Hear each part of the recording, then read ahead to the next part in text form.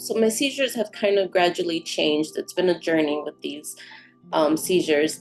And I myself, as I've gotten older, have learned more and more about them, about myself, and just the way my body works.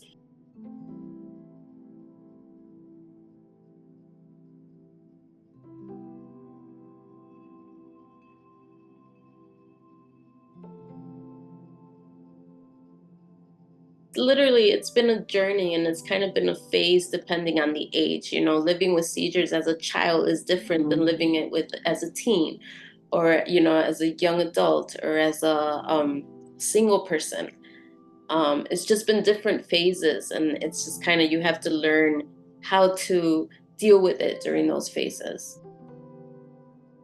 So as a child, I had no warning signs, so I would just faint and then go into the convulsion. And that was really, really difficult to live with as a child, because my life completely changed upside down from one day to the next. I was no longer able to do a lot of the things that quote unquote normal kids were able to do. Wasn't able to go to the playground, wasn't, just always had to have a parent or an adult watching me to make sure that I was okay and wouldn't have a seizure. Um, and I know as I got older, towards my preteen, teen years, my mom, who has always been my instrumental figure in my life, was the one that kind of told me that I needed to pay attention to my body and just listen. There had to be some sort of sign or warning. So I started doing that. I started just kind of paying more attention to it. And then I realized that I had what are called auras. Of course, at that time, I did not know that. And, as a kid, you don't really talk about that. I thought I was the only one. There was no one else that was like me. But now I know better, and I can see that that was the beginning of what I realized were my auras.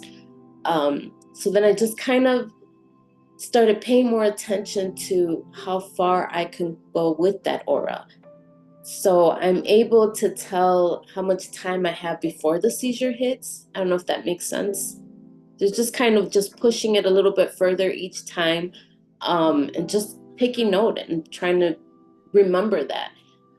So as soon as I would wake up from seizures, I would write everything down, just kind of keep a journal.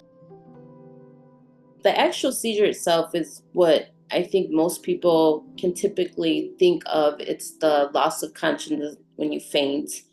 Then you go into the actual convulsion part of it.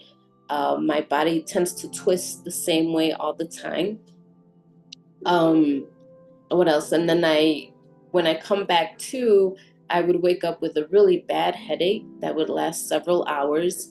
I would feel extremely fatigued, tired, and would have to sleep. So I'd sleep several hours. Could not remember what happened.